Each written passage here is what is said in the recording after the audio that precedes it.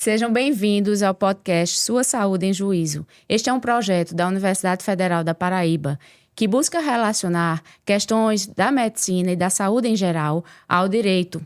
É muito importante que os estudantes e que toda a população discutam este tema que tem crescido demasiadamente. A judicialização da saúde hoje é algo complexo, técnico, delicado e que precisa ser resolvido para atender a população. A Universidade Federal da Paraíba vem, então, junto com todos os estudantes, buscar compreender esses problemas e dialogar com a sociedade. E hoje é nosso primeiro episódio. Teremos aqui hoje convidadas que são especialistas na área, que atuam na área e então nos vão brindar com a sua participação. Hoje nosso episódio irá tratar sobre a reprodução humana assistida, que é um tema extremamente relevante ao contexto brasileiro jurídico e social. E para conversar sobre esse tema, trouxemos a doutora Patrícia Apolinário, que é advogada especializada em Direito à Saúde e pós-graduanda em Direito Sanitário pela Universidade de São Paulo. E trouxemos também a doutora Salomé Espínola, que é bióloga, doutora em Embriologia Humana Clínica, especialista internacional em fertilidade e sócia fundadora da Organização Mundial sobre a Biorregeneração Gonadal. Então, doutora Salomé, a gente queria saber um pouco, sobre a sua atuação na área de reprodução humana assistida, A gente queria saber também sobre sua experiência internacional e sobre a fundação, da Organização Mundial sobre a Biorregeneração Gonadal e como funciona essa organização. Então, primeiro de tudo, eu gostaria de agradecer ao convite. Para mim é uma honra estar aqui nesse primeiro episódio, tá? Principalmente porque eu sou uma prata da casa também, da Universidade Federal da Paraíba. Com muito orgulho, então, me formei também na UFPB. E vejo o quanto é bom, para profissionais, para estudantes, ter esse acesso e prestar à sociedade o que a gente tem, de melhor. Porque eu, na minha época, não tive essa oportunidade e agora contribuir com esse projeto tão lindo é realmente algo que me faz muito feliz. Então, eu já comecei, dando um spoiler, que me formei na Universidade Federal da Paraíba, tá? Em Ciências Biológicas. Na época, então, não vou dizer minha idade, mas na época ainda tive que desbravar esse mundo da reprodução assistida. É uma carreira ainda que é pouco, formalizada, o nosso percurso acadêmico em si, mas aí eu tentei buscar de todas as formas, lá dentro da universidade mesmo, com a iniciação científica, com alguns projetos, lá nas disciplinas de embriologia. E aí fui me formando em reprodução assistida. Comecei a fazer, então, a minha TCC foi também na parte de reprodução, com dados já de uma clínica em Fortaleza e com a Universidade de Roma. Foi aí, então, que realmente eu tive essa necessidade de expandir um pouco os meus horizontes. Fiz uma pós-graduação excelente em São Paulo, de que eu me orgulho muito, e a gente vai conversar um pouquinho também, porque é um serviço público prestado, então, para a sociedade de baixa renda também, já que a gente pensa em fertilização in vitro e já pensa em algo realmente muito elitizado. Tendo essa oportunidade, então, de fazer pesquisa com dados internacionais, foi aí que eu passei uma temporada curta em Toronto, no Canadá, e depois eu me estabeleci realmente em Roma, onde eu fiz o doutorado e comecei a fazer os meus pós-doutorados lá, pesquisa, e tive o meu centro de reprodução assistida.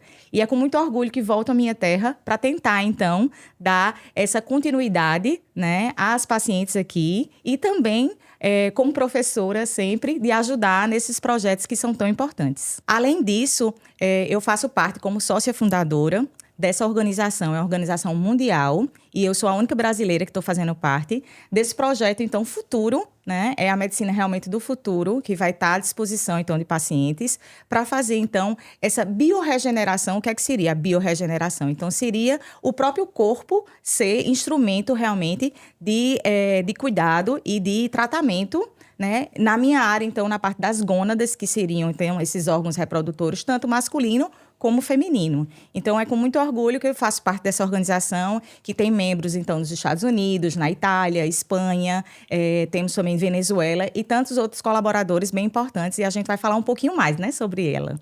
Doutora Salomé, A gente gostaria de ouvir um pouquinho sobre a mudança nas técnicas de reprodução humana assistida, né? Que no começo eram mais voltadas para remediar a infertilidade e hoje são utilizadas para os mais diversos casos, como o desejo de postergar a paternidade, a maternidade. Então, queríamos entender como a ciência evoluiu para atender essas novas demandas. Pois é, isso é uma pergunta muito boa, porque a gente sabe que a ciência evolui e aí depois, na parte clínica, a gente tem que tentar acompanhar isso. E é por isso que eu sempre gostei de acompanhar essas duas áreas. A parte clínica, sim, mas a parte de pesquisa. Por quê? Inicialmente, realmente, a reprodução assistida seria mais voltada aos casais inférteis, ou seja, aqueles casais que não conseguem, né, conceber e ter essa gravidez e essa criança após um ano, geralmente, de tentativas e de namoro sem nenhum tipo de contraceptivo. Esse tempo diminui quando a paciente já feminina tem mais de 35 anos. A partir dos 35 anos, a gente já considera, então, que infertilidade seria essa não concepção até 6 meses de tentativas, tá? E ela foi inicialmente, né? A gente já tem Louise Brown, que nasceu em 1978, mas de lá até aqui existe uma evolução muito grande, tanto na parte de medicamentos como na parte dos tratamentos. Existem essas técnicas de baixa complexidade e técnicas também de alta complexidade, que hoje em dia ajudam também a preservar a fertilidade, principalmente de casais, então, e de pacientes que momentaneamente não querem ter filhos. Eu mesma já congelei, então, os meus óvulos quando eu tinha 34 anos. Eu gosto sempre de falar um pouco da gente, porque as pessoas em casa podem também se identificar mais. Eu estava com a faca e o queijo na mão, realmente. Começou com 34 anos, o sinal de alerta, que a gente sempre fala dessa idade de 35 anos. E aí eu fui fazer o quê? Eu vou congelar. Depois, não quer dizer nem que a gente vá utilizar esses óvulos, mas ter essa possibilidade é algo que realmente, principalmente para nós mulheres, parabenizo mais uma vez as meninas, a gente está num grupo aqui, né, só feminino, porque realmente, o que é que a gente busca hoje em dia? A gente busca especialização, a gente busca essa parte profissional, né, cada vez mais as mulheres são, mesmo tendo salários menores, mas a gente é muito mais bem preparada, inclusive, para o mercado de trabalho do que os homens, e a gente não consegue, às vezes, dar conta de tudo, quer viajar também, quer aproveitar a vida, e aí o que é que se faz com esses 35 anos que são tão, né, essa presença tão fundamental da cidade? A gente pode, então, ter essa possibilidade de congelar os óvulos, porque se depois você quiser utilizá-los com 40, 41 anos, não tendo a possibilidade de engravidar naturalmente depois, diminuindo também riscos genéticos, né, de algumas transmissões de doenças, você pode utilizar e aqueles seus óvulos vão estar com a idade quando eles foram congelados, tá? Isso é uma opção que realmente nos dá, né, uma independência, inclusive, reprodutiva, que é muito importante e que eu prezo sempre. Esses casos também podem ser aplicados na parte masculina. Eu tenho amigos, então, pacientes que congelaram os espermatozoides, fizeram a vasectomia, tá? E depois, às vezes, no segundo casamento, querem ter filhos e podem descongelar, então, esses espermatozoides e utilizá-los. É importante frisar também que essas técnicas de congelamento, elas são importantíssimas em alguns tipos de doenças, até. Como pacientes com endometriose, que no final vão ter acaba baixando a qualidade desses óvulos, elas podem congelá-los antes também, e para depois eles serem utilizados nesses tratamentos de fertilização in vitro. Então, é muito bom, né? Cada vez que a gente tem mais opções e consegue planejar mais, isso é sempre muito bem-vindo. Doutora, me lembrou agora, claro que é uma ficção e não é a realidade brasileira, mas me lembrou um filme recente que é o filme da Barbie. Sim. Que todo mundo assistiu, acredito, não é? Adulto, criança, assistiu. E eu assisti com minha filha e, ao final, a Barbie vai a uma clínica de fertilização para planejar a gravidez sozinha. E é interessante esse aspecto que você trouxe, porque essa evolução que a gente vê hoje é de que tanto é a questão da fertilidade, a dificuldade em engravidar, como doenças ou planejamento familiar fazem com que as pessoas tenham essa opção, né, de guardar, vamos dizer assim, óvulos, né, e poder depois planejar o momento certo da maternidade e da paternidade. Eu gostaria até de perguntar se esse perfil vem mudando muito rapidamente.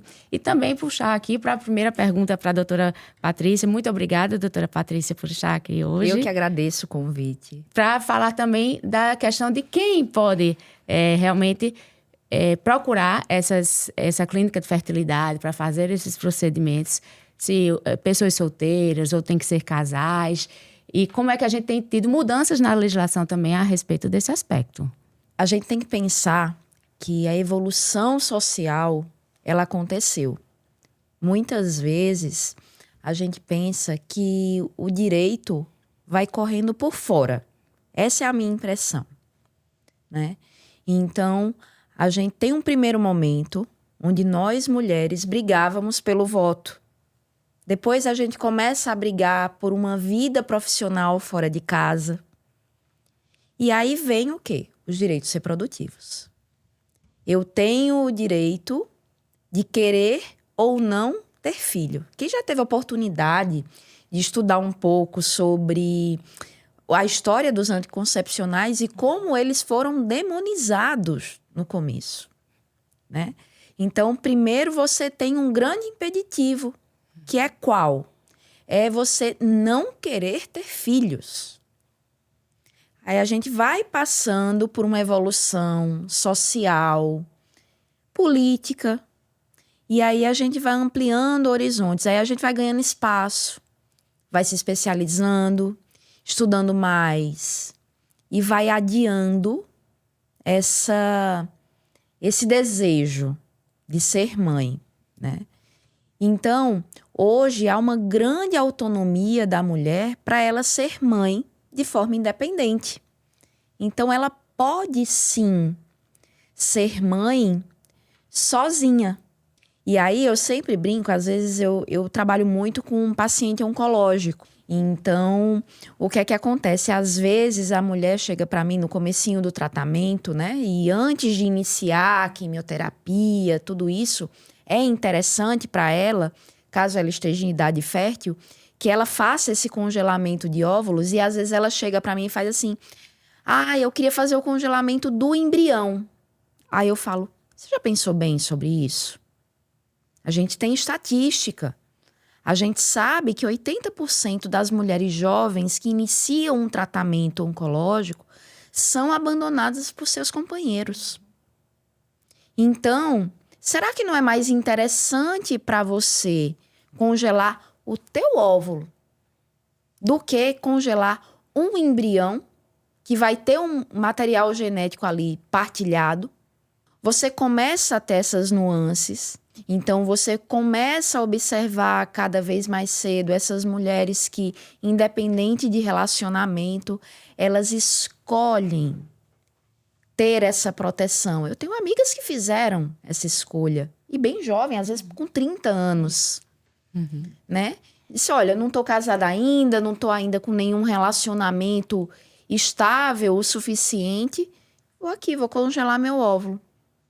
Que daí, lá para frente, eu escolho. O ser humano, ele muda de opinião, tem uma hora que ele quer uma coisa, outro momento ele quer outra. O que eu decidi lá atrás já não é o mesmo que eu decido agora. Então, ela termina tendo essas opções, né? E aí, a gente começa a ver essa mudança de paradigma mesmo. E aí, o direito vai começando a tentar regular essas relações e essas situações que acontecem na vida real, na recepção da clínica, né?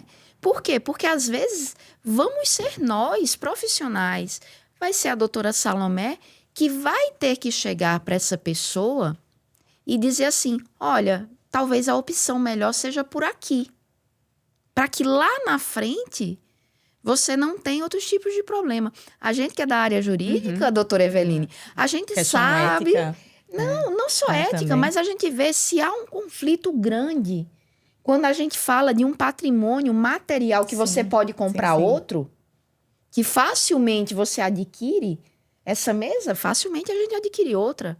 Um carro, um imóvel. Mas quando a gente fala de um material genético, que na verdade, para aquela pessoa, A gente, tecnicamente, vai falar de material genético, mas para aquele casal, é o filho. É um sonho, é um filho, É o sonho, um projeto. é o filho que será gestado em algum momento. Exato. Foi interessantíssimo essa diferença que você falou entre congelar o óvulo e congelar o embrião, porque eu tenho um caso de uma paciente que ela estava querendo... Que a gente vira psicóloga até também, né? Sim. Ela é bem organizada, né, muito metódica, e ela estava pensando em se divorciar. E já me procurou como advogada. Aí eu disse, você já procurou uma psicóloga? Ela disse, não, eu estou acompanhando, então é importante a psicóloga. Mas procurou como advogada porque ela queria exatamente constar a respeito dessa questão. Porque ela tinha congelado embriões e queria se separar, mas ainda queria ser mãe outra vez. E se separasse... Né, ficava aquela questão desse conflito de não poder utilizar mais, né? Então, Patrícia tocou em pontos fundamentais. Agora, que eu gostaria só tecnicamente de explicar um pouquinho mais. O que seriam os gametas, né? Seriam, então, essas células reprodutivas. Feminina seria o óvulo, masculina seria, então, o espermatozoide. Quando a gente congela elas, a gente congela, então, a metade do patrimônio genético, né? Do que formaria um ser humano inteiro, tá?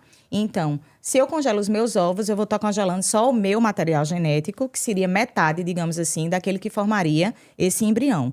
Se eu congelo, então, um embrião, eu já congelo, então, com a metade, né, do material genético do meu parceiro.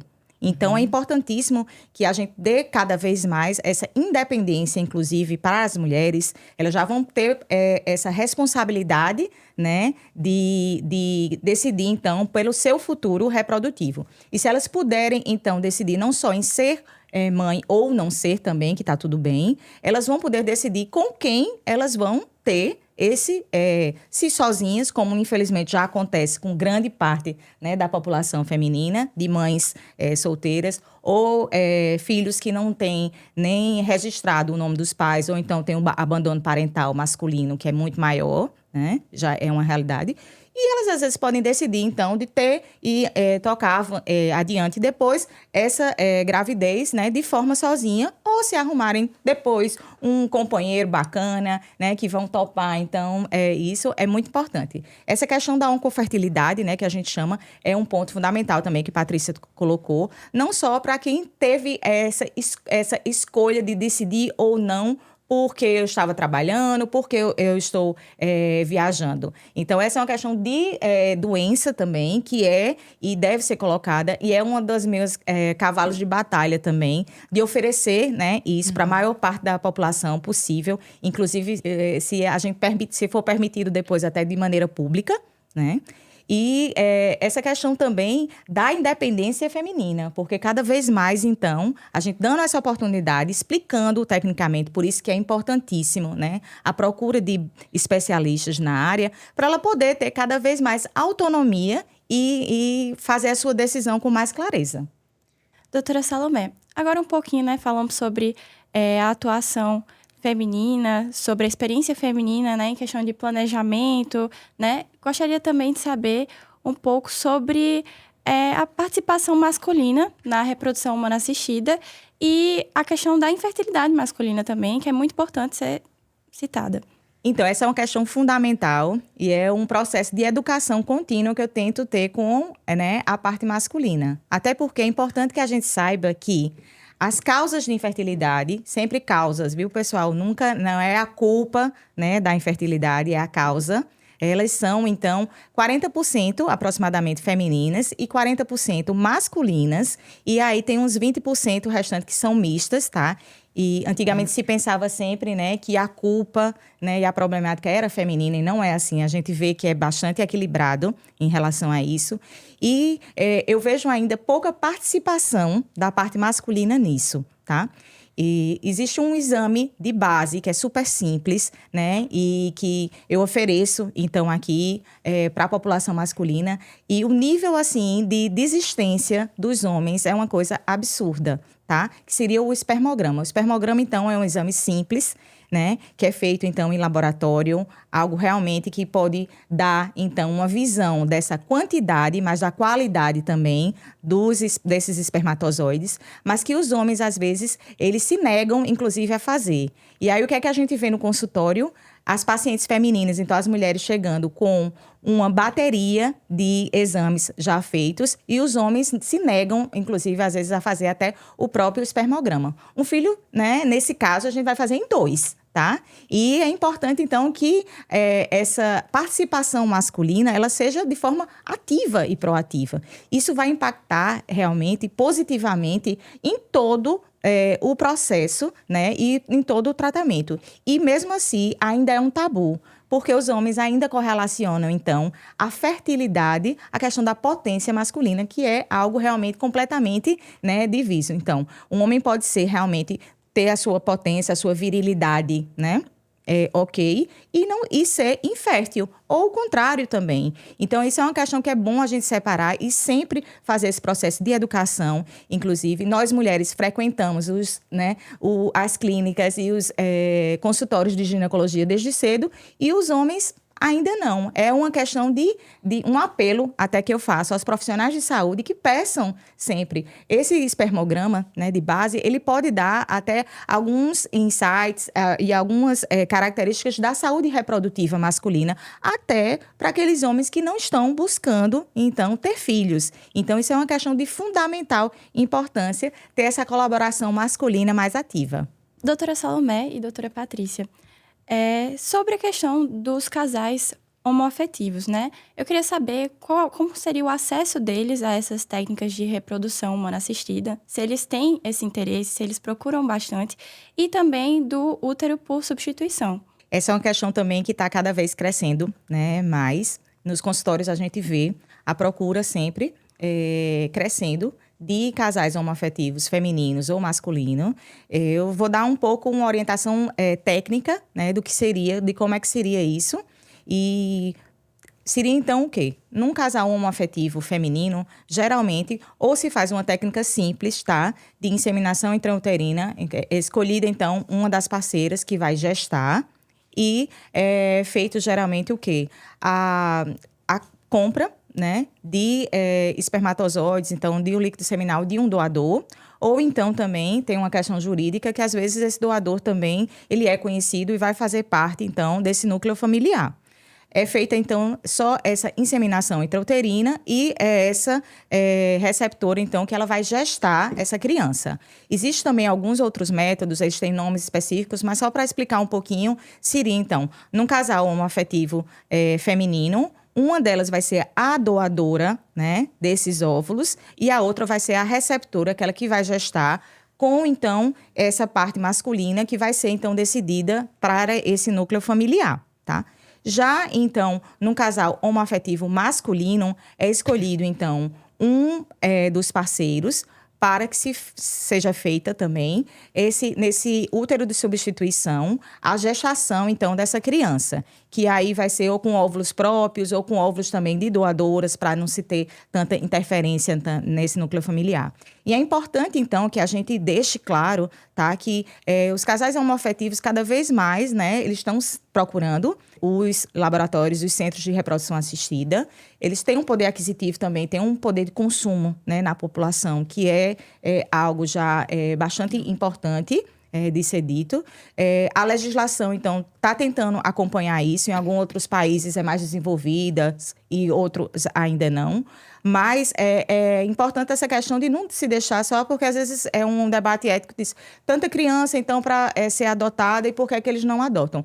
Essa é uma questão que vai ser decidida dentro, né, de um ambiente familiar e, às vezes, são pessoas que estão na fila de adoção, pessoas que, às vezes, já têm filhos adotivos e têm esse desejo de ter a continuidade genética também passada de geração. Então, cada caso é muito específico e é importante que seja bem discutido, inclusive com o casal, porque é um processo que deve ser elaborado e não deve ser colocado somente a questão da adoção, que eu sou amplamente, né, adepta também, tá, para esses casais.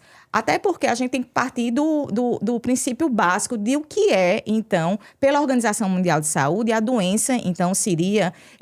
aliás, a saúde seria o completo bem-estar físico, mental e social. Então, a doença seria quando tem algum desequilíbrio em um desses 3 fatores. Então, se a gente sabe que tem um desequilíbrio da parte emocional ou, então, da parte social desses casais homoafetivos ou não, que não estão conseguindo, né, gestar, isso já dá, né, um pressuposto até para o direito, né, de interferir, então, na tentativa, então, de promover essas técnicas de reprodução assistida como uma ajuda direta também no planejamento familiar e no direito de procriação desses indivíduos, né? Aí, falando um pouco mais sobre a parte de legislação, Patrícia, acho que pode dar uma luz para a gente. Primeiro momento, a gente tem que pensar em quê? Somos seres humanos e a gente conversa sobre o quê? Autonomia da vontade. É a minha escolha enquanto ser humano. Né? Eu sou um ser autônomo e eu faço minhas escolhas diante do que eu tenho de repertório de vida. Né? Então, o que é que acontece? Eles podem sim, a gente pode optar, pensar nesses casais homoafetivos, utilizando essas tecnologias em saúde que permitem a eles suprir esse desejo pessoal de ter um filho. O que é que geralmente a legislação ela vai impedir? Que isso vire um comércio. Então, quem for um pouquinho mais antigo vai lembrar de uma novela lá da década de 90 que ela se chamava Barriga de Aluguel. Todo mundo confessando a idade, quem lembra? Não. É assim, eu tenho uma vaga lembrança, eu vi no Globoplay. E aí, que falava disso no comecinho da década de 90, ali meados da década de 90, falava sobre isso, sobre os impactos sociais disso.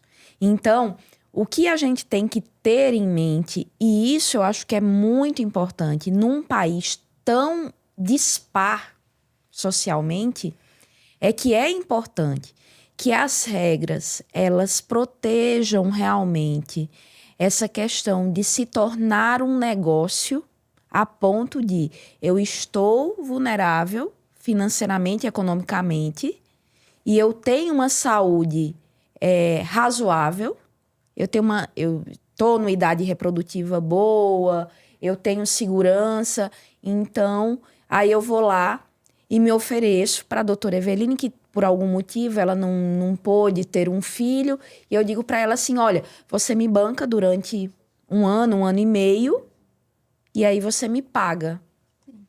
Né? É diferente da gente pensar de um alimento gravídico, que aí é outra coisa.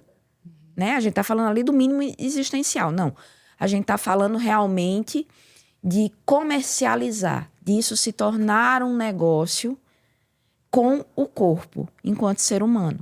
Né? Então, isso é muito importante que a gente destaque. Quando a gente pensa, né, nessas diferenças, isso, do mesmo jeito que a gente já discutiu muito nos bancos das universidades, em congresso, a adoção à brasileira, a gente começa a discutir, já está com uma discussão longa sobre as inseminações caseiras. Isso.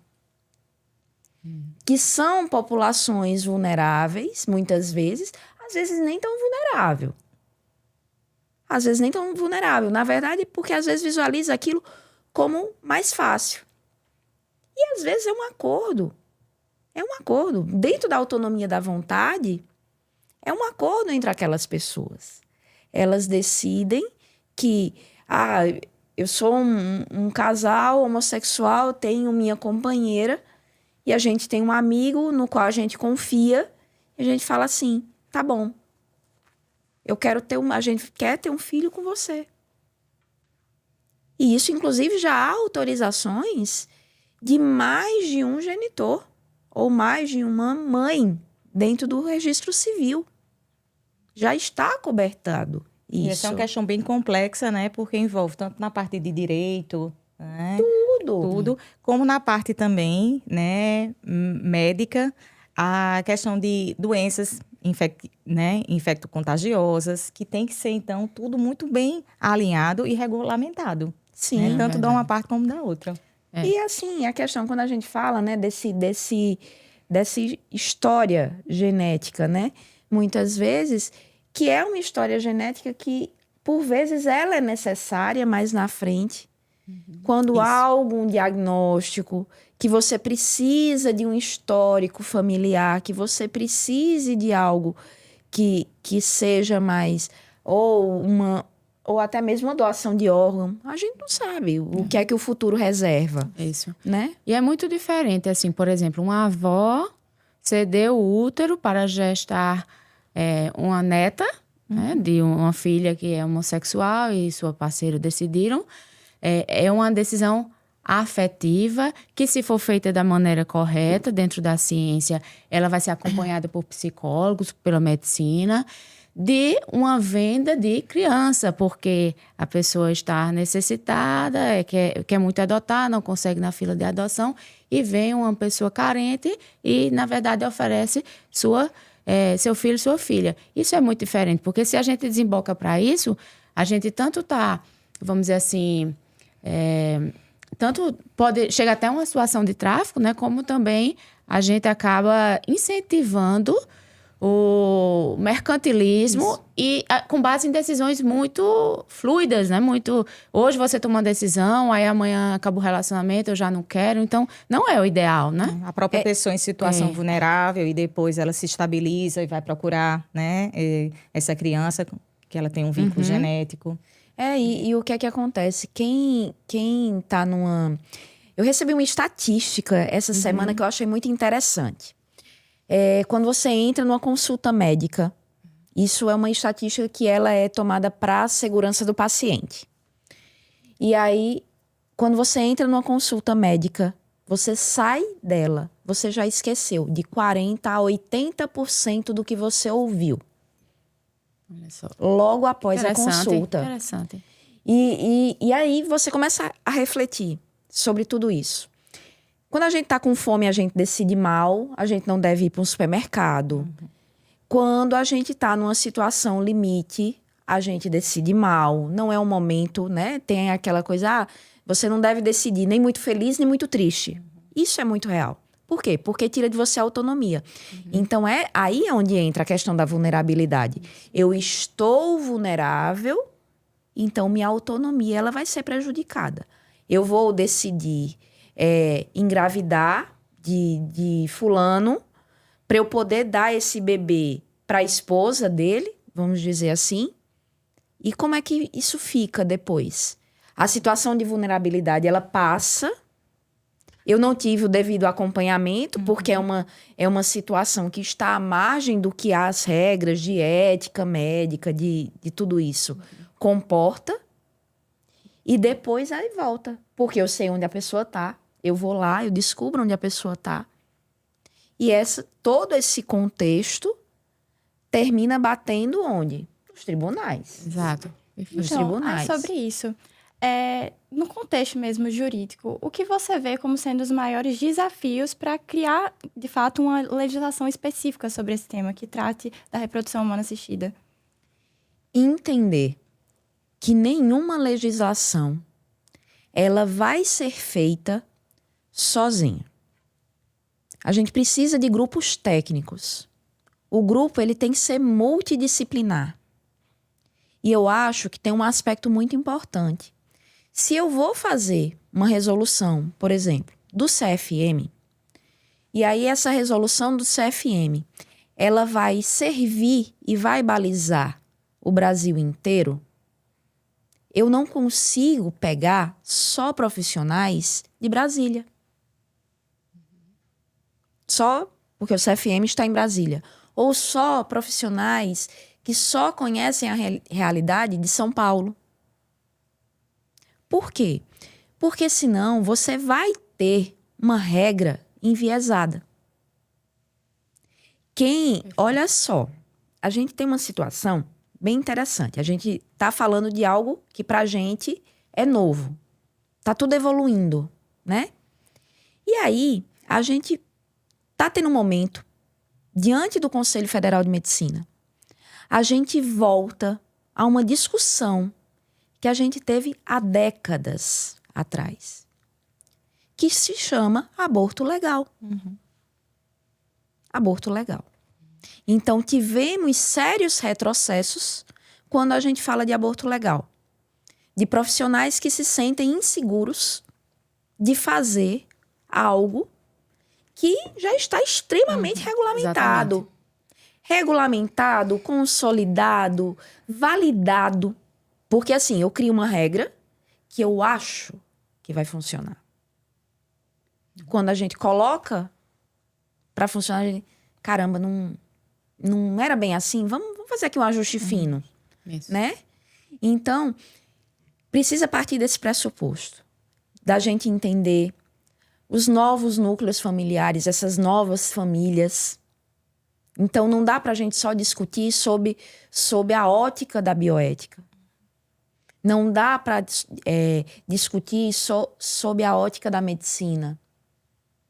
A gente tem que discutir sobre farmacoeconomia. A gente tem que pensar que cada vez mais mulheres elas são diagnosticadas com endometriose. Que o câncer aparece cada vez mais cedo. E que deixa de ser só situações pontuais. E as situações elas começam a ser muito mais complexas. E a regra vai ter que, de alguma forma, seguir tudo isso.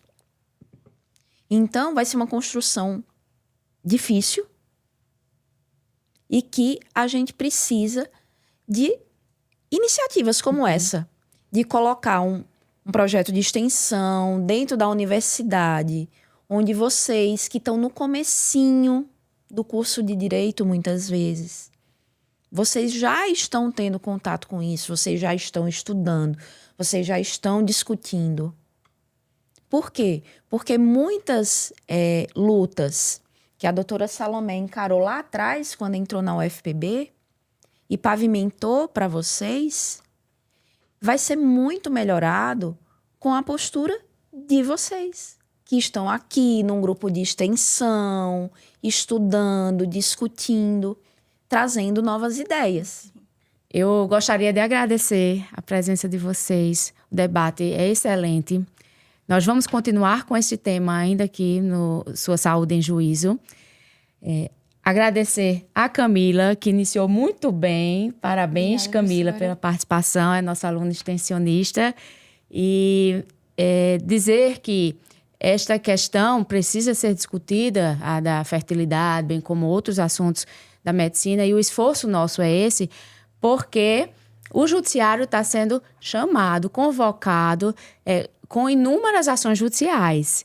E ele não é o locus de técnica nem de medicina. Os juízes não entendem de medicina, como nós, advogados, também não entendemos. Então, este diálogo é importantíssimo. E esperamos, então, encontrá-las outras vezes aqui. Com muito prazer. Muito obrigada. Então é isso, pessoal. Se vocês se interessam por direito médico e direito à saúde, se inscrevam aqui no nosso canal no YouTube e sigam também a gente no Instagram, @Sua Saúde em Juízo.